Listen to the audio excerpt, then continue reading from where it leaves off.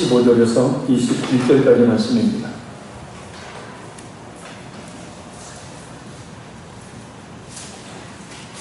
여호수아 6장 15절에서 21절까지 말씀입니다. 구약성경 327페이지입니다. 여호수아 6장 15절에서 21절까지 말씀 우리 같이 합독하겠습니다. 일곱째 날 새벽에 그들이 일찍이 일어나서 전과 같은 방식으로 그 성을 7번 도니 그 성을 7번 돌리는 그날 저녁따라 7번째 제사장들이 나팔을 불 때 여호수아가 백성에게 이르되 외치라 여호와께서 너희에게 이 성을 주셨느니라. 이 성과 그 가운데 있는 모든 것은 여호와께 온전히 바치되 기생 라합과 그 집에 동거하는 자는 모두 살려주라. 이는 우리가 보낸 사자들을 그가 숨겨주었음이니라. 너희는 온전히 바치고 그 바친 것 중에서 어떤 것이든 취하여 너희가 이스라엘 진영으로 바치는 것이 되게 하여 고통을 당하게 되지 아니하도록 오직 너희는 그 바친 물건에 손대지 말라. 은금과 동철 대구들은 다 여호와께 구별될 것이니 그것을 여호와의 법관에 드릴지니라 하니라. 이에 백성은 외치고 제사장들은 나팔을 불매 백성이 나팔 소리를 들을 때 크게 소리 질러 외치니 성벽이 무너져 내린지라. 백성이 밖에 앞으로 나아가 그 성에 들어가서 그 성을 점령하고 그 성 안에 있는 모든 것을 온전히 바치되 남녀 소와 양과 나귀를 칼날로 멸하리라. 아멘. 할렐루야. 우리 서로 인사 나누겠습니다. 주님의 은혜가 있기를 바랍니다. 우리 서로 인사 나눕니다.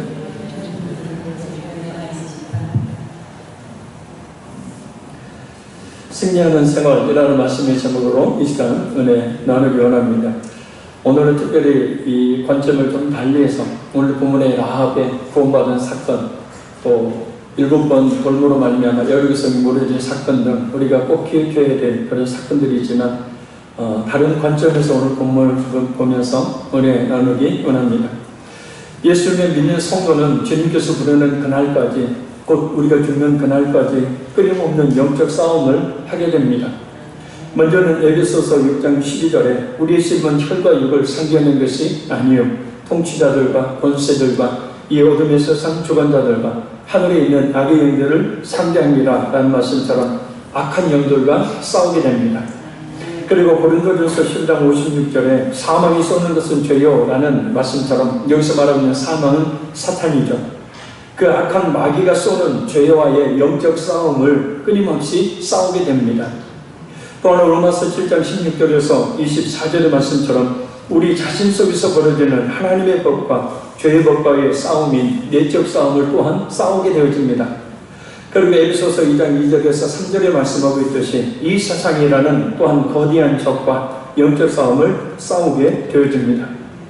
그래서 우리는 끊임없는 악한 영들과 죄의 유혹, 그리고 우리 자신의 죄의 본성, 또한 이 세상과의 이런 영적 싸움을 하게 되어집니다. 우리가 그것을 인정하든 인정하지 않든지 우리는 그 싸움의 현장 속에 있습니다. 그 싸움터에 있게 된다는 겁니다. 중요한 것은 그 영적 싸움에 그 싸움이 있음을 알고 그 싸움에 이길 수 있는 그런 지혜와 힘을 얻어서 승리하는 성도의 삶은 역시나 풍요롭고 하나님의 은혜 가운데 있는 삶이 되지만 그 싸움에서 지게 되어지면 늘 시험에 들게 되어지고 또 고난 속에 빠지게 되어지고 피폐한 그런 심령으로 살아갈 수밖에 없게 되어집니다. 그래서 우리에게 늘 다가오고 있는 영적 싸움이 어떤 것인지 그 실체를 분명히 알고 무엇보다도 그 영적 싸움에 승리할 수 있는 그런 지혜와 능력이 우리 가운데 있어야 한다라는 사실입니다. 중요한 것은 예수를 믿는 성도들은 얼마든지 악한 마귀와 그 사망의 그 죄의 권세를 깨뜨리신 예수 그리스도를 믿는 능력으로 말미암아서 이미 이겼고 또한 얼마든지 이길 수가 있다는 겁니다. 그러나 예수님이 그러셨듯이 우리 또한 승리하는 생활을 하기 위해서 이 전략이 필요합니다. 승리, 곧 겨루어 이기기. 그래서 악한 마귀와 겨루어 이기기 위해서 그 악한 마귀가 늘 쏘아대는 죄의 화살, 그것을 분별해서 그것을 막아내며 승리하기 위해서 또 우리 자신 마음속에서 벌어지고 있는, 매일같이 벌어지고 있는 하나님의 법과 죄의 법과의 싸움, 그 싸움에서 이기기 위해서, 그리고 이 세상에 거대한 그런 풍습이라는 그런 이 적과 싸워 승리하기 위해서 우리는 그 몇 가지 비결을 오늘 본문의 이 전투의 상황을 통해서 발견할 수가 있습니다. 그게 뭘까요? 이 시간 성령 하나님께서 말씀을 통해 그걸 깨달아 알게 하시고 또한 순종함으로 말미암아서 늘 승리하는 삶을 사는 우리 모두가 되기를 간절히 소원합니다. 첫째, 부지런해야 승리하는 생활을 할 수가 있습니다. 한번 따라합니다. 부지런해야 승리할 수 있다. 15절의 16절 말씀 같이 한번 읽겠습니다. 일곱째 날 새벽에 그들이 일찍 일어나서 전과 같은 방식으로 그 성을 7번 도니 그 성을 7번 돌리는 그날 뿐이었더라. 7번째 저 사람들이 나팔을 불 때 여호수아가 백성에게 이르되 외치라 여호와께서 너희에게 이 성을 주셨느니라. 아멘.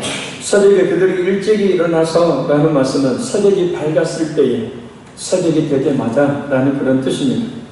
이스라엘 백성들이 이렇게 다른 엿새 동안과는 달리 새벽에 일찍 일어난 이유는 여리고성을 마지막에는 7번을 돌아야 되기 때문에 그 시간을 확보하기 위해서입니다. 그래서 미리 준비하는 거죠.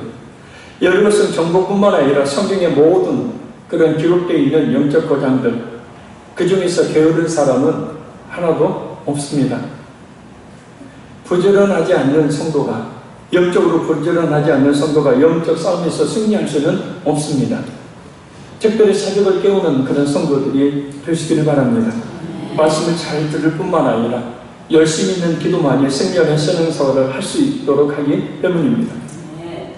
시편 138편 3절의 말씀처럼 부르짖어 기도할 때에 그 영혼이 강하고 담대해져서 그 싸움을 승리할 수가 있다는 겁니다. 그래서 말씀의 능력, 특별히 기도의 능력에 사로잡힐 때에 말씀을 통해서 그것을 분별하고 기도를 통해서 힘을 얻어서 우리는 영적 싸움에서 승리할 수가 있게 되는 겁니다. 베드로전서 4장 8절 말씀입니다. 만물의 마지막이 가까웠으니 그러므로 너희는 정신을 차리고 근신하여 기도하라. 5장 8절에 근신하라, 깨어라. 너희 대적 마귀가 우는 사자와 같이 두루 삼킬 자를 찾나니. 그러니까 늘 악한 사탄은 특별히 예수 믿는 성도들을 두루 찾아다니면서 힘들게 하고 고난에 빠뜨리면 그들을 넘어뜨리려고 하는 그런 전략과 전술을 가지고 늘 달려든다는 사실입니다. 그래서 그것을 분별하여서 기도로 말미암아서 이길 수 있는 그런 능력이 우리 가운데 있어야 합니다. 할렐루야. 특별히 밤 시간, 지금 월요일부터 하고 있는데요. 밤에 8시 반부터 11시까지 누구든지 교회당에 와서 기도할 수 있도록 지금 분위기를 만들어 놨습니다. 동성기도 음악을 8시 반부터 11시까지 틀어놓습니다. 교회당 의자에서 자는 사람 없이 누구든지 자유롭게 기도할 수 있도록 하고 있으니 밤에 시간이 되시면 밤에 달려나와서 기도하시기를 바랍니다. 또한 새벽에도 달려나와서 기도할 수 있기를 바랍니다. 영적으로 이렇게 말씀과 기도에 열심을 낸 그런 부지런한 성도만이 이 영적 싸움에서 승리하는 삶을 살 수가 있고, 그런 영적 싸움에 승리하는 성도만이 풍요로운 영적 싸움을 살 수 있을 뿐만 아니라 하나님께서 예비하신 그 은혜와 축복들을 받아 누릴 수가 있게 되는 겁니다. 할렐루야. 그래서 무엇보다 말씀과 기도, 신앙의 열심, 부지런한 우리 모두가 되기를 간절히 소원합니다. 둘째는 말씀에 대해 순종해야 승리하는 생활을 할 수가 있습니다. 15절 중간절에 보면은 전과 같은 방식으로 라는 말씀이 나옵니다. 인간적인 생각으로 성벽을 그냥 도는 것은 전쟁이라는 상황에 전혀 맞지 않는 행동이죠. 그러나 하나님 이스라엘 백성들이 그걸 요구하셨고 이스라엘 백성들은 그대로 순종합니다. 실질적인 어떤 그 면을 보면 사실 이스라엘 백성들에게 하나님께서 여리고성을 공격하라 해도 그 초롱성과 같은 여리고성을 정복할 능력이, 군사력이, 힘이 이스라엘 백성들에게 사실 없습니다. 그래서 그는 여리고성을 하루에 한 바퀴 돌다가 마지막 7번째 되는 날은 7바퀴를 돌라, 총 13바퀴를 돌라라고 말씀을 하신 겁니다. 그런데 어떻게든 보면 어처구니 없는 그런 명령, 너희들이 가서 공격하면 내가 너희를 도와서 여리고성을 정복하도록 해줄게 라고 말씀하시는 게 아니라 그냥 여리고성을 한 바퀴씩 매일같이 돌라, 마지막 7번째 날은 7번 돌라, 어처구니 없는 명령입니다. 그런데도 불구하고 이스라엘 백성들은 그 하나님의 명령에 대해서 그대로 순종합니다. 하나님께서 이러한 우리 자신의 생각과는 맞지 않는 것을 요구하셨을 때라도 우리는 순종해야 합니다. 우리 생각을 내려놓고 하나님께서 말씀하시는 것을 무조건 순종해야 합니다. 왜냐하면 그래야 하나님께서 역사하심으로 승리할 수가 있기 때문입니다. 성경을 통해, 무엇보다 설교를 통해 하나님께서 내게 무엇을 말씀하시는지 늘 듣고 그대로 순종하시길 바랍니다. 그것만이 순종의 비결이죠. 사실 불순종한다는 것은 이미 패한 것입니다. 이미 패한 거예요. 만일 이스라엘 백성들이 이건 말도 되지 않는 명령이에요. 무슨 전쟁을 그렇게 합니까? 아니요. 그렇게 한다고 되겠어요? 생각을 해봐. 이게 지금 우리가 가지고 있는 현실에 맞는 생각이냐고요. 그렇게 빈정거리며 자신의 생각만을 앞세웠다면 여리고성 정복을 할 수가 없었을 것입니다. 사실 하나님의 말씀에 대해서, 그리고 그 말씀에 따라 주시는 어떤 감동하심에 대해서 순종과 불순종을 갈등하는 것 자체가 사실은 이상한 일입니다. 그죠? 내가 순종할 것인가 불순종할 것인가 계산하고 생각하는 것, 이 자체가 그 마음속에 있었던 갈등을 한다는 자체가 이상한 일입니다. 왜냐? 우리는 우리의 앞날을 훤히 아시고 또 우리를 잘 아시는 하나님께서 우리를 위해 말씀을 주시기 때문이에요. 그런 감동을 주시기 때문입니다. 그리고 하나님의 자녀로서 또한 하나님의 종으로서 우리는 오직 순종만 그래서 해야 합니다. 말씀에 순종하는 것 자체가 영적 전쟁에서의 승리를 말합니다. 불순종은 다음에 살펴볼 아이성 전투에서도 볼 수 있듯이 영적 전쟁에서의 패배를 말합니다. 불순종했기 때문에 패배했어요. 그러니까 불순종이라는 자체는 이미 영적 싸움에서 패배하는 것을 의미한다는 거예요. 그래서 하나님께서 내게 주신 말씀들에 대해서 조건 없이 무조건 그대로 순종할 수 있는 은혜, 거기에서 승리하는 그런 삶이 나오게 된다는 것을 믿으시기를 바랍니다. 또 설교를 듣다가 또 어떤 목회자의 권면이라든지 어떤 성도들의 권면, 지나가는 사람이 무심코 하는 말 한마디, 또 때로 그것을 듣지 못해서 하나님이 원치 아니하는 고난을 주셨을 때에 그 하나님의 음성들에 대해서, 하나님의 그 감동하심에 대해서 조건 없이 무조건 순종할 수 있을 때 바로 영적 싸움에서 승리하는 것이고 또 영적 싸움에 승리하는 삶을 살게 된다는 것을 믿으시기를 바랍니다. 첫째는 하나님께 온전한 헌신을 해야 승리할 수가 있습니다. 우리 17절에서 19절까지 말씀 우리 같이 읽겠습니다. 이 성과 그 가운데 모든 물건은 여호와께 온전히 바치되 기생을 합과 그 집에 동거하는 자는 모두 살려두라. 이는 우리가 보낸 사자들을 그가 숨겨 주었습니다. 너희는 온전히 바치고 그 바친 것 중에서 어떤 것이든지 취하여 너희가 이스라엘 진영으로 바치는 것이 되게 하여 고통을 당하게 되지 않도록 오직 너희는 그 바친 물건에 손대지 말라. 은금과 동철 기구들은 다 여호와께 구별될 것이니 그것을 여호와의 곳간에 드릴지니라 합니다. 아멘.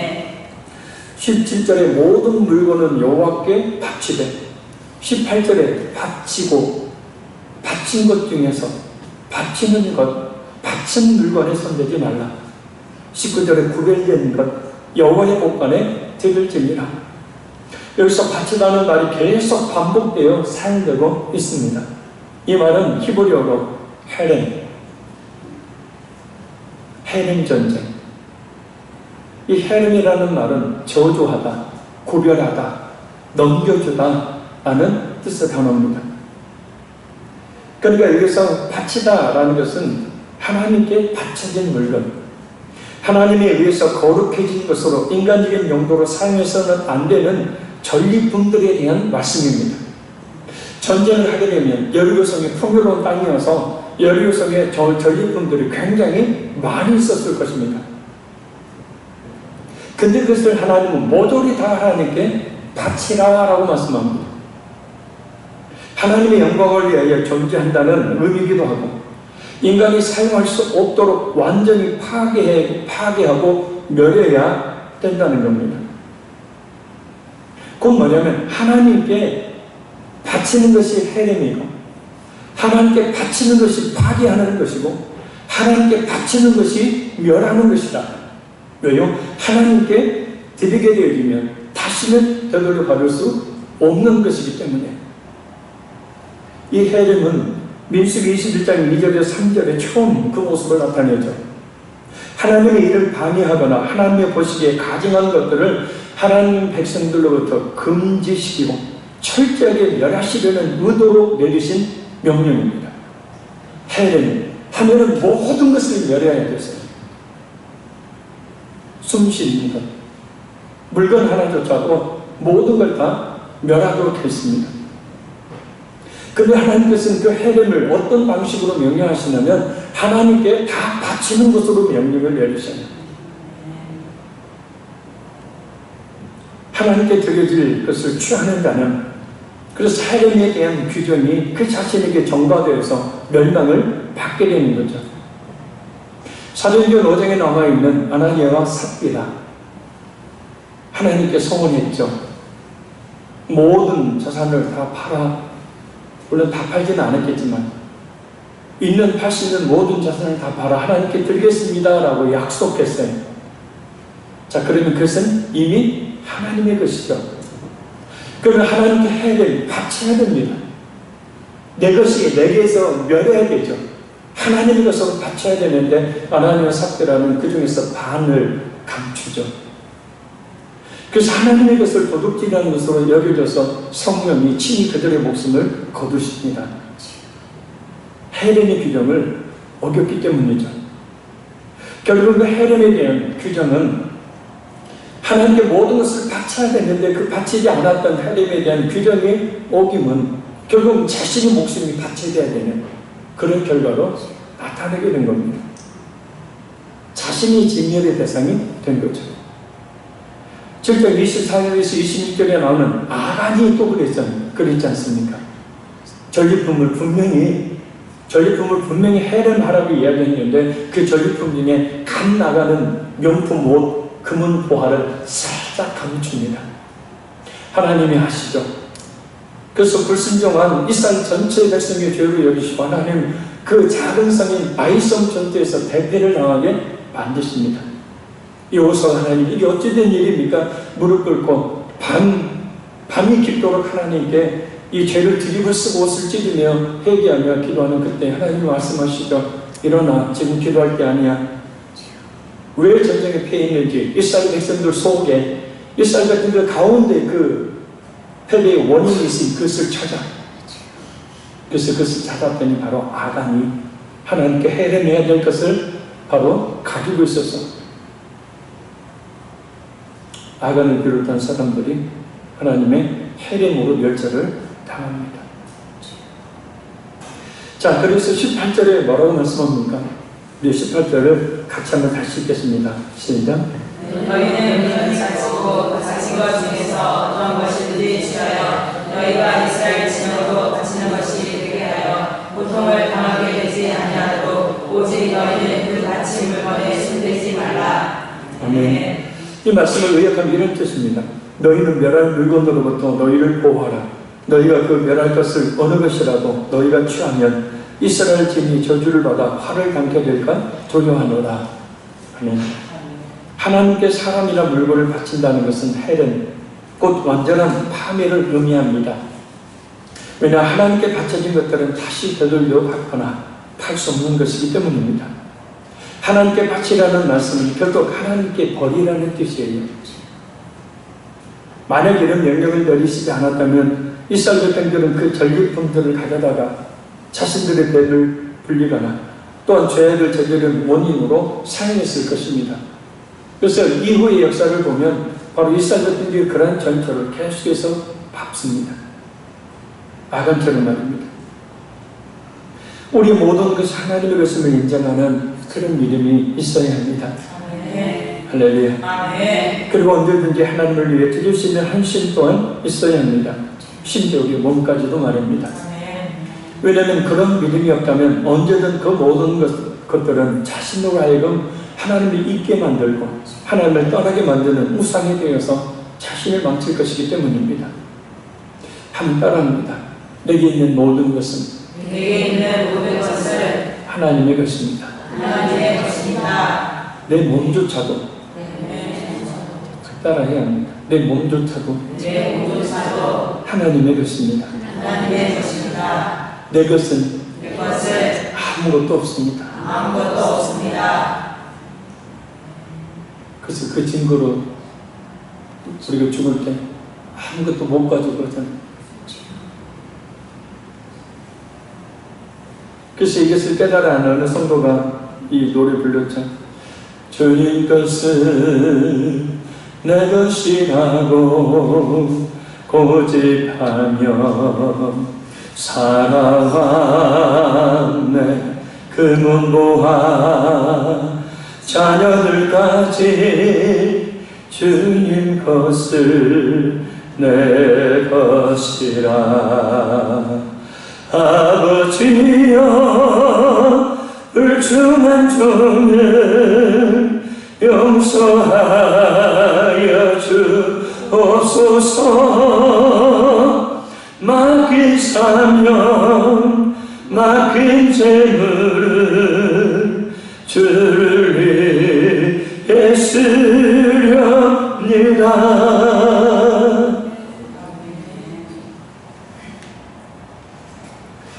또한 이렇게 해냄을 명령하신 이유가 있습니다. 그것은 가나안 족속의 성 중에 가장 처음 함락시킨 성이 여리고 성이기 때문에 이 성을 온전히 하나님께 첫 열매로 바치기 위함이었습니다. 그것을 통해서 다른 모든 성들 또한 하나님의 것이 될 수 있었던 겁니다. 첫 열매를 드림으로 나머지 모든 열매가 하나님의 것입니다 라는 것을 고백하는 것이 바로 맥주절의 의미였죠. 추수감사절의 의미죠. 또 십자가에 죽으시고 살던 내 부활하신 예수님께서 자신의 첫 열매라고 말씀하셨죠. 첫 열매로 부활의 첫 열매로 되심으로 말미암아서 그 예수를 믿는 모든 성도들이 둘째 열매가 되는 것을 보장하는 것이죠. 아멘. 할렐루야. 아멘. 우리가 11절 하나님께 드림으로 나머지 9도 하나님의 것임을 고백하며 드리듯이 말입니다. 아멘. 그래서 여리고성의 정복은 앞으로 있을 모든 가나안성 정복의 첫 열매로 하나님께 드려지는 것이라 온전히 하나님께 회림으로 드림을 드려야 했던 거예요. 그래서 19절을 보면 성 안의 모든 물건은 소각했으나 은금과 동철은 하나님께 바치라고 그렇게 말씀을 하십니다. 자, 은금과 동철을 그냥 바치는 게 아닙니다. 이 역시도 다 불로 태웁니다. 불로 태웠는데 남아있는 그 불에 태워져 이제는 깨끗하고 정결해진 은금과 동철을 하나님께 바치라는 뜻이에요. 해림은 뭐냐면 죄악과 관계되었던 모든 것을 아예 불태워버리라는 명령입니다. 내게 있는 불순종의 요소를 버려야 신령한 삶을 살 수가 있습니다. 내게 있는 불순종의 그런 불신앙의 요소들이 있다면 그것을 발견하고 그것을 제거해야 우리 가정이 살고 그 같은 성도들이 모여있는 교회가 영적으로 살 수가 있습니다. 하나님을 향한 순전한 믿음만이 우리에게 있어야 된다는 뜻이에요. 그 순전함이 사람들에게 전달되어 사람들을 살릴 수 있기 때문입니다. 뭔가 다른 확실하고 견고한 순수한 진실한 믿음을 가진 성도들에게 나타나는 그 순결한 그 믿음의 모습들은 사람들에게 그대로 전달되게 되어 있습니다. 그래서 그것을 통해서 사람들이 그 영혼들이 감동을 받고 주님께로 돌아오는 역사가 일어나게 된다는 거예요. 근데 그렇게 순전하지 못합니다. 일반적으로 사상 사람들 이야기하듯이 너나 잘해라, 너나 교회 잘 다녀라, 이렇게 얘기를 하는 거죠. 그런데 그런 말이 들리지 않을 정도의 그런 순결한, 순전한 그런 신앙의 모습을 보였을 때 그 순전함은 사람들의 죄악을 그렇죠, 회개케 하고 주님께로 인도하는 아주 놀라운 능력을 발휘하게 됩니다. 그래서 하나님은 하나님의 일꾼들을 하나같이 여러 가지 고난으로 연단하셔서 정금과 같은 일꾼이 되게 하시는 겁니다. 거룩한 하나님의 나라를 이루는 일들을 위해서 만드셔서 쓰시는 거예요. 불에 태워서. 그래서 깨끗한 그 남아있는 그와 같은 것들을 하나님께 바쳐야 됐듯이, 마찬가지로 하나님께서는 우리를 지속적으로 연단하심을 통해서 우리 믿음이 순전한 진실한 믿음이 되게 만드셔서 그 헌신을 드리게 하심으로 영광을 받으신 겁니다. 깨끗한 온전한 헌신만이 영적 전쟁에서 승리하도록 하는 비결임을 믿으시기를 바랍니다. 그래서 온전하지 못하다는 것은, 깨끗하지 못하다는 것은 이미 패한 모습이 아니겠습니까? 그래서 늘 우리 자신을 거룩하게 하는 그런 일에 힘을 써야 합니다. 힘들죠. 근데 사실 힘든 게 아닙니다. 하나님의 말씀을 잘 듣고 순종하는 삶을 힘쓸 때 자연스럽게 이루어지게 됩니다. 넷째는 그러면 결국 어떻게 되냐면 승리하게 되죠. 우리 마지막 20절에서 21절 말씀 읽겠습니다. 이에 백성은 외치고 저 사람들은 나팔을 불매 백성이 나팔 소리를 크게 소리 질러 외치니 성벽이 무너져 내립니다. 백성이 각기 앞으로 나아가 그 성에 들어가서 그 성을 점령하고 그 성 안에 있는 모든 것을 온전히 다치되 남녀노소와 소와 양과 나귀를 칼날로 멸하니라. 아멘. 멸하다. 해련입니다. 여리고성의 남녀노소는 물론 모든 살아있는 짐승들을, 생물들을 칼로 죽입니다. 해련. 피도 눈물도 없는 것 같이 아주 잔인한 그런 전쟁을 명하시죠. 그리고 그 명령을, 이 해령을 그대로 이스라엘 백성들은 행합니다. 여기는 몇 가지 깊은 뜻이 있습니다. 작은 첫째는 여리고성의 극렬한 죄에 대한 하나님의 공의의 실현입니다. 할렐루야. 그냥 이스라엘 백성들에게 그 가나안 땅을 주시기 위해서 하나님이 여리고성 사람들을 희생시킨 게 아니고요, 여리고성 사람들의 그들의 죄악을 하나님이 심판하시는 거예요. 하나님께서는 이스라엘이 가나안 땅에 들어오기 위해서 4대의 시간이 필요하다고 아브라함에게 말씀하십니다. 일대가 100년으로 봅니다. 4대. 430년 만에 이스라엘 백성들이 적과 꿀이 흐르는 가나안 땅에 들어가게 되죠. 물론 이스라엘의 죄악도 원인이 되었지만 가나안 땅을 심판할 때가 되지 않았기 때문이었습니다. 그래서 하나님께서 가나안 땅을 심판할 때 430년의 4대에 걸치는 그 시간이 필요했죠. 왜냐하면 아직도 그들의 죄악이 차고 넘치지 않았기 때문입니다. 그래서 창세기 15장 16절에 하나님께서 아브라함에게 이렇게 말씀합니다. 내 자손은 4대 만에 이 땅으로 돌아오리니 이 땅은 가나안 땅입니다. 이는 아모리 족속의 죄악이 아직 차지 아니함이니라 하시더니, 아모리 족속은 가나안 족속 중에 가장 대표적인 족속이죠. 그래서 아모리 족속이라고 말씀하시는 것은 가나안의 모든 족속들의 죄가 아직 차지 않았다는 거죠. 그래서 이스라엘의 가나안 땅을 차지하는 것은 굴러온 돌이 박힌 돌을 뽑아내는 것이 아닌 오직 박힌 돌이 잘못되었기 때문입니다.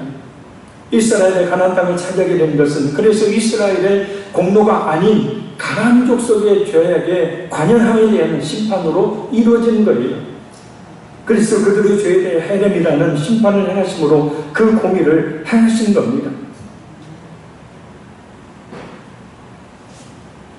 물론 아브라함의 조카는 롯. 그 롯이 살던 소돔 성에 하나님 심판을 내리시려 하자 막아서도 하나님 심판을 하지 마십시오. 그럼 의인 40명만 있으면 심판하지 않겠다. 없습니다. 그리고 10명도 되지도 않습니다. 환락과 쾌락의 도시였죠. 성이었죠. 여루성 역시도 마찬가지입니다. 그들의 번영으로 말미암아 온갖 우상을 섬기고 쾌락과 죄 가운데 빠져있는 죄악이 가득 차 있었던 그 여리고성을 하나님이 그들의 죄로 말미암아 심판을 행하신 거예요. 그래서 여기서는 이스라엘 백성들의 손을 사용하지 아니하시고 하나님이 직접 심판을 행하신 겁니다. 우연히 한 나라가, 우연히 어떤 한 지역이, 또 우연히 어떤 한 개인이 멸망을 당한 것이, 죽는 것이 아닙니다. 그들의 죄악으로 인한 하나님의 공의가 행해진 겁니다. 그래 예수님께서 십자가에 죽으심으로 우리 모든 죄악을 사유해 주셨지만, 그러나 이 세상에 사는 동안 그러한 일이 발생하지 않도록 늘 거룩한 삶을 살기를 힘써야 합니다. 우리가 이 세상에 살면서 짓는 모든 죄에 대해 우리 예수님께서 근본적으로 법적으로 완전히 속죄의 은혜를 베풀어 주셨지만, 그러나 하나님께서는 때로 우리가 짓는 이 세상의 죄악에 대해서 심판을, 1차적인 심판을 행하시고, 그 심판은 물론 순결하고 정결한 믿음을 갖도록 하기 위한 것이죠. 고난이죠. 그래서 여리고성의 멸망은 그들의 죄악으로 말미암는 하나님의 공의 시행했다는 겁니다. 둘째, 이는 하나님의 약속의 실현입니다. 신명기 9장 5절 말씀입니다. 네가 가서 그 땅을 차지함은 내 공의로 말미암음도 아니며 내 마음이 정직함으로 말미암음도 아니요 이 민족들이 악함으로 말미암아 내 하나님 여호와께서 그들을 내 앞에서 쫓아내십니다. 여호와께서 이같이 하심은 네 조상 아브라함과 이삭과 야곱에게 하신 맹세를 이루려 하십니다. 아멘. 할렐루야. 아멘.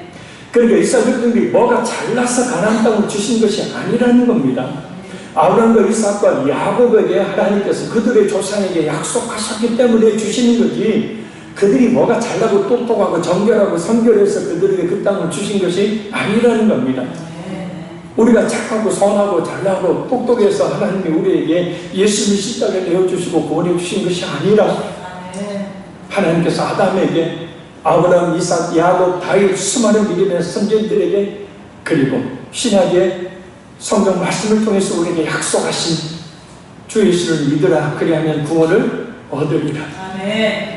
그 약속의 말씀 때문에 우리를 구원해 주신 것이지, 우리의 구원에 있어서 우리의 어떤 조금의 0.0001%의 영향력도 우리에게는 없습니다.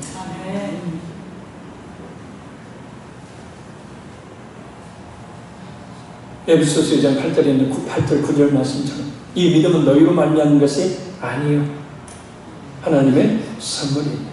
이는 누구든지 자랑하지 못하게 하려 하십니다. 그래서 우리가 우리에게 주신 구원뿐만 아니라 사실 우리에게 주어진 어떤 물질이라든지 여러 가지 하나님의 축복의 계기들이 사실은 우리가 잘나고 똑똑하고 뭔가 하나님 앞에 좋은 모습을 보였기 때문에 주신 것이 아닙니다. 그러니 작은 거 하나라도 하나님이 주신 것임을 믿고 겸손하게. 할렐루야.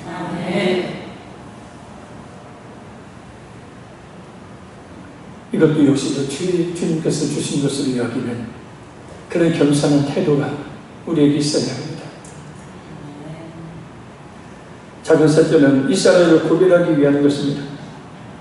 헤렘은 분리하다, 아까는 저주하다, 멸하다, 보내다 라는 뜻이 있지만 또 분리하다, 금하다, 성별하다 라는 의미 있습니다. 그것도 하나님께서는 우상을 숭배하며 헛된 신을 숨기는 타락한 가나안 족속들의 죄악이, 잘 들으세요, 이스라엘에게 전염되지 않기를 원하셨던 거예요. 아멘. 사실 그들이 가지고 있던 금, 은, 장식, 동철, 이와 같은 쇠붙이들, 이 모든 것들은 사실 우상들이에요, 우상. 그들이 만들었던 우상. 이제 토요일 새벽에 미얀마 단기순회를 떠납니다. 그때 한번 또 보게 될 거예요. 거대한 탑. 세상에 그 탑에 금으로 이렇게 또 금을 붙여놨는데 오른 손바닥 두께의 금이 붙어있답니다. 그 엄청난 탑. 그 꼭대기는 온갖 세상에서 가장 비싸다고 좀 귀하다고 하는 금은 보화들이 그 꼭대기에 사리타처럼 있습니다. 사람에게 하나님께서 주신 그 금은 보화 이와 같은 것들 가지고 뭐 하냐면 우상을 만드는 거예요. 그래서 모든 것을 불에 태우라는 뜻이 바로 그 우상의 잔재의 흔적을 녹여버리라는 거예요. 그래서 남은 금을, 그래서 남은 철들을 하나님께 바치라는 거예요. 뿐만 아니라 눈앞에 보일 황금, 보석, 탐나는 물건들, 이 모든 것들이 이스라엘 손에 들어간다면 과연 어떻게 되겠습니까? 내 신앙의 방해가 되는 것들을 과감히 물리칠 수 있어야 합니다. 그래서 모세는 신명기 20장 18절에 이렇게 말씀해요. 이는 그들이 그 신들에게 행하는 모든 가증한 일을 너희에게 가르쳐 본받게 하여 너희가 너희 하나님 여호와께 범죄하게 할까 함이니라. 그것 때문이에요. 하나님께서 세례를 명하시는 것은 철저하게 그 이방인들의 죄악의 감염을 처음부터 예명하기 위하심이었다. 왜 예수님을 믿으면 세상 친구들이 끊어지는가 생각해야 합니다. 왜 끊어야 하는지를 생각해야 합니다. 완전히 끊고 살라는 얘기가 아닙니다. 하나님께서는 그런 믿지 않는 세상 사람들과 구별되기를 원하십니다. 이제는 다른 삶을 살기를 원하시기 때문입니다. 새로운 피조물이 되어야 한다는 거예요. 거기에 원한 기쁨과 평안이 있기 때문입니다. 그래서 하나님은 후일 아예 여리고성을 쌓지 말라고까지 하십니다. 많은 사람들은 기름진 땅에 있어서 가장 번영하기 쉬운 자리인 여리고에 다시 성을 쌓기를 원했을 겁니다. 그 여리고성에 가보면요, 지금도 선지설 때 가봤는데 보통 보면은 팔레스타인 지역 이스라엘 땅들이 보면은 지금은 많이 이렇게 그 수리시설을 발전을 시켜가지고 많은 곳에 이렇게 그 나무들이 심어져 있고 과수 나무들이 심어져 있는데 보통 황량합니다. 찐 광야 하면은 거의 풀도 제대로 나지 않는. 근데 그 여리고성에 가보면 말입니다. 온통 우거져 있어요. 저 좋은 땅. 근데 하나님은 그 좋은 땅에 다시는 성을 쌓지 마라. 그건 뭐냐면 그 땅에 살지 말라는 뜻입니다. 26절에 여리고성을 제거하지 말라고 명령하시잖아요. 근데 열왕기상 16장 34절에 보면 500여 년이 지난 후에 아방 때에 베델 사람 히엘이 그 아까운 땅을 그냥 놔두기 아까워서 여리고성을 재건하다가 그의 두 아들인 아비람과 수국이 책임을 당하는 그런 하나님의 저주를 받게 됩니다. 쌓지 말라고 했는데 그 성에 성을 쌓기 시작하다. 그러니까 하나님은요, 우리가 이 세상에 살 때 이 세상 사람들과 구별된, 물론 이 세상 사람들과 어울리고 교제를 나누되 그러나 그 세상 사람들과 분명히 구별된 존재로 살아야 한다는 것을 우리에게 요구하시는 겁니다. 왜냐? 그렇게 살지 않게 되어지면 그 세상 사람들의 풍습이, 그 세상 사람들이 가지고 있는 그 인격이, 그 세상 사람들이 가지고 있는 그 죄의 성향들이 그대로 어떻게 전염되기 때문입니다. 그래서 좋은 친구를 만나고 나면 어떻게 돼요? 속도 후련하고 개운하고 뭔가 또 풀린 것 같고. 근데 늘 부정적으로 짜증적으로 세상의 쾌락과 즐거움만 누리고 세상적인 그런 친구를 만나고 났을 때 여러분의 영의 마음이 편안하십니까?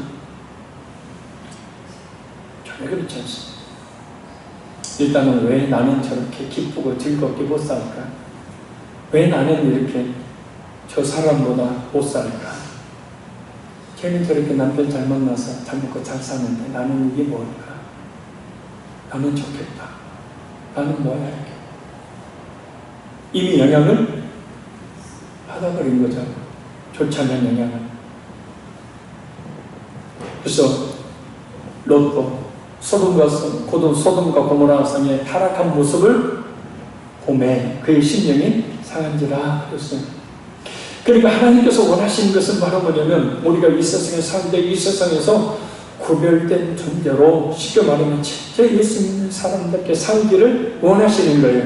그래서 아예 그들에게 적과 꿀이 흐르는 가나안 땅이라 할지라도 그 땅에 살았던 그런 사람들의 그 죄의 영향이 조금이라도 이스라엘 백성들에게 미치지 못하고 그들의 모든 사람뿐만 아니라 짐승까지도 그들이 가지고 있던 모든 도구까지도 모조리 에덴 불에 태워 멸해버리라 라고 말씀을 하신 겁니다. 날마다 말씀과 기도를 통해서 거룩함을 추구해나가는 진짜 그리스도인이 더욱더 되도록 힘써야 합니다. 아이고 그러면 무슨 재미로 세상을 사냐고요? 따라합니다. 그 시간에 전도하자. 그 시간에 선교하자. 그 시간에 교회 청소하자.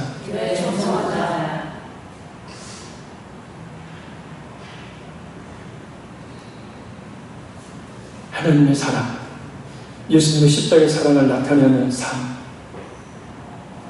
그 삶을 살기 위해서 직장에서도 일하고 먹고 살기 위해서 내가 어쩔 수 없이 내가 이 일을 한다. 그게 아니고 최선을 다해서 열심히 일하는 예수 믿는 나의 모습을 진짜 예수 믿는 사람답다라는 그 소리 한마디 나오도록 하는 것이 우리 주님께서 영광을 받으시는 거예요. 그걸 통해서 그 사람들이 감동함을 입고 하나님에 대한 생각을 달리하게 되죠.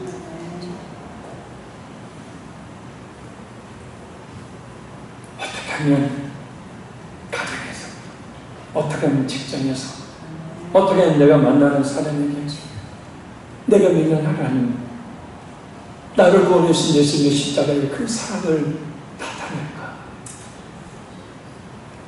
자, 그런 삶의 목적을 가지고 살게 되어질 때에 그 안에서 말입니다. 진정한 평안이 있고 기쁨이 있고 세상에 주지 못하는 즐거움이 거기에 있습니다. 어떤 성도가 세상의 쾌락과 즐거움 가운데 살다가 하나님의 연단으로 몸에 심한 질병이 있어서 병원에 아무리 가도 낫지 못하는 질병으로 고통을 당하던 끝에 하나님의 놀라운 치유의 은혜를 입었답니다. 치유의 은혜를 받아서 너무나 기쁘고 좋아서 처음에는 신앙생활을 전했는데 맨날 교회 가서 기도하고 얘기드리고 헌신하고 재미없는 거지. 아니 신앙생활이라는 게 좀 재미가 있고 기쁘고 즐거워야지. 이게 도대체 뭐냐. 맨날 다람쥐 쳇바퀴 돌려서 그냥 교회 집 지겨운 것. 그래서 삶의 의미를 잃고 어느 순간 나오기 싫어서 죽기보다 싫어서 그랬지만 또 하나님이 낫게 해준 병 혹시라도 또 재발되게 하실까봐 겁나서 새벽 기도를 나갔는데 그 새벽 기도 때 하나님이 깊은 깨달음을 주시더랍니다. 마음에 이제 감동이 내가 가장 기뻐하는 일이 뭔 줄 아냐? 예? 그러면서 주신 말씀이 뭐냐면 91마리를 놓고 한 마리의 영을 찾았을 때 그 기뻐하셨던 그 예수님의 모습 드라크마를 잃어버리고, 근데 그 별것도 아닌 한 드라크마를 찾았을 때의 정치를 베풀었던 그 주인의 기쁨, 그 기쁨이 이 세상에서 가장 큰 기쁨이라는 것을 마음에 주시다라는 거예요. 그래서 그때부터 뭐 했냐면 전도하기 시작했다는 거예요. 하루의 삶의 목적이 무의미하게 가만히 TV 앞에 있는 시간이 아까워서 만나는 사람마다 전도를 하고, 친구들 다 이전에 꺼냈던 친구들 다 나오라고 해서 밥 사주면서 뭐 하면서 뭐 했냐면 내가 이렇게 병고침받고 내가 이렇게 하나님을 만나서 이렇게 행복한 삶을 살고 있다라는 그것을 증거하면서 전도왕이 되었다는. 근데 그것으로 끝나는 게 아니라 이 집사님이 큰 기쁨을 누렸는데 어떤 기쁨이었냐면 교회를 초청해서 자기가 전도한 그 사람이 앞에서 하나님께 찬양하며 기도하며 은혜 받는 그 모습, 그 모습을 보는 순간 막 형용할 수 없는 기쁨이 막 있더래요.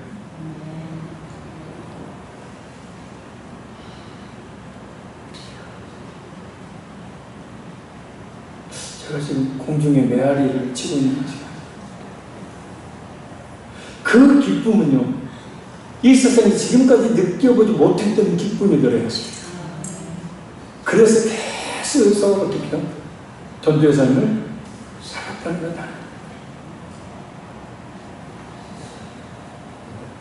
그것이 우리의 삶의 즐거움, 그것이 우리가 사는 삶의 목적이 되기를 바랍니다.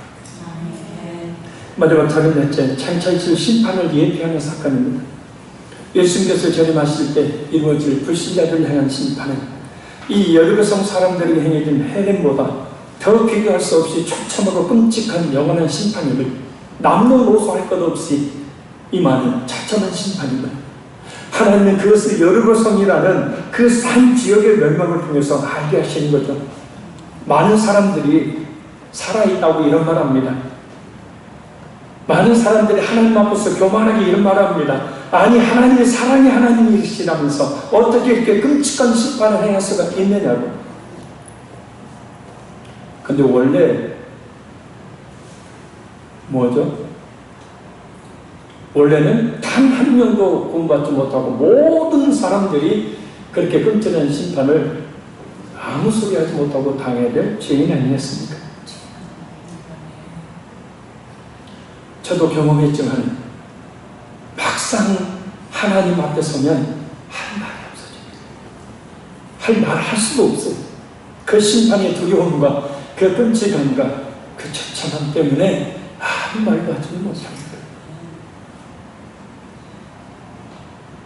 우리 역시 성령님께서 예수를 믿었으니 믿음 주시지 않았다면 이와 같은 심판을 당해 마땅한 존재, 그러나 예수님께서 십자가에 고난과 죽으심으로 대신 우리가 받아야 될 심판을 받아주셨으니 우리가 그 끔찍한 심판을 받지 않냐고 영원한 생명을 얻는 것 아닙니까? 아멘. 그러니 그에 대해서 감사 또한 감사하는 삶을 살아야 될 줄로 믿습니다. 아멘. 우리가 구주가 되시면 예수님에 대한 삶을 살아야 될 줄로 믿습니다. 아멘. 무엇보다 하나님께서 지금 우리에게 원하시는 것은 마치 하나님의 사랑이 없음과 같은 심판의 행해짐에 대해 하나님의 사랑에 대해 의구심을 보이는 태도가 아닌 그런 심판을 당하지 않도록 그런 심판을 향해 나아가고 있는 믿지 않는 가족들과 이웃들에게 복음을 전해서 그들을 살리는 전도와 선교의 삶을 사는 겁니다. 그것이 지금 우리를 살게 하시는 이유와 목적입니다. 아멘. 결론적으로 말씀드립니다. 악한 영들과 죄의 유혹, 그리고 우리 자신의 죄의 번성과 이 세상과의 이런 영적 싸움은 우리 그것을 인정하든 인정하지 않든 우리에게 벌어지고 있습니다. 중요한 것은 예수님을 믿는 성도들은 얼마든지 악한 마귀와 죄와 사망의 원수를 십자가에 죽으심과 부활하심으로 깨뜨리신 예수님의 이름을 믿는 능력으로 말미암아 이미 이겼고 얼마든지 이길 수가 있습니다. 아멘. 그러나 예수님이 그러셨던 것처럼 우리 또한 승리하는 생활을 하기 위한 전략이 있어야 합니다. 그것은 부지런히 말씀과 기도에 열심을 내는 겁니다. 아멘. 하나님의 말씀과 그 말씀에 기인하는 감동하심에 순종하는 겁니다. 하나님께 구별된 존재로 우리 자신을 온전히 드리는 삶을 사는 겁니다. 그는 승리하는 삶을 살 수가 있습니다. 무엇보다 헬렌의 명령이 지금 이 시간에도 행해지고 있는, 지금 이 시간에도 헬렌의 명령이 행해지고 있음을 잊지 말아야 합니다. 그것은 죄인에 대한 하나님의 공의 실현이며 우리를 더욱 이 세상과 구별된 존재로 살게 하시기 위함입니다. 무엇보다 장차에서 심판을 예피하는 사건으로 우리에게 주어진 삶의 시간을 허비하지 말고 전도하라는, 선교하라는 하나님의 명령입니다. 그것이 지금 우리를 살게 하시는 이유와 목적이니 세상의 즐거움이 아닌 한 영혼을 구원하는 진정한 즐거움을 위해서 우리 모든 것을 헌신하는 우리 모두가 되기를 간절히 소원합니다. 아멘. 우리 한번 이 시간 통성으로 기도하기로 합니다. 악한 영들과 죄의 이유, 우리 자신의 죄의 본성, 이 세상과 영적 싸움에서 승리할 수 있는 믿음을 허락하여 주시옵소서. 구절의 말씀과 기도 열심히 되게 하시고 하나님 말씀을 신속히 하시며 구별된 존재를 살아서 승리하는 삶을 살게 하여 주옵시고 우리에게 주신 시간 허비하지 아니하고 죽어가는 그 영혼을 살리는 일을 위하여 시작할 수 있도록 하나님 함께하여 주옵소서. 우리 주의 작은 통소가 간절히 기도합니다. 주여